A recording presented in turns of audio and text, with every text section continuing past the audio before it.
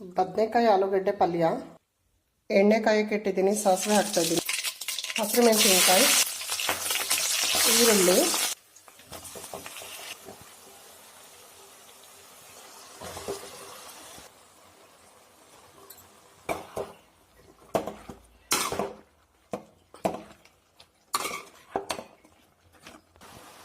ಬದನೆಕಾಯಿ ಆಲೂಗಡ್ಡೆ ಎಲ್ಲ ಹಾಕಿ ತಿರುಗಿಸಾಯಿತು. 1 ಸ್ಪೂನ್ ಖಾರ ಪುಡಿ, 1 ಸ್ಪೂನ್ ಅರಶಿನ ಪುಡಿ, 1 ಸ್ಪೂನ್ ಧನಿಯಾ ಪುಡಿ. ಖಾರ ಬೇಕಾದರೆ ಇನ್ನೊಂದು ಸ್ಪೂನ್ ಖಾರ ಪುಡಿ ಹಾಕೋಬೋದು.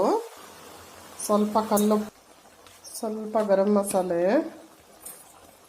ತಿರುಗಿಸ್ಕೋಬೇಕು, ಕ್ಲೀನಾಗೆಲ್ಲ ಮಿಕ್ಸ್ ಮಾಡಬೇಕು.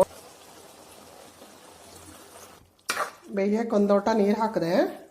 ಸ್ವಲ್ಪ ನೀರು ಹಿಂಗವರೆಗೂ ಕುದಿಸ್ತೀನಿ. ನೋಡಿ, ಆಲೂಗಡ್ಡೆ ಬೆಂದಿದೆ. ಆಲೂಗಡ್ಡೆ ಬೆಂದರೆ ಬದನೆಕಾಯಿ ಬೆಂದಿರುತ್ತೆ. ಬದನೆಕಾಯಿ ಪಲ್ಯ ರೆಡಿ.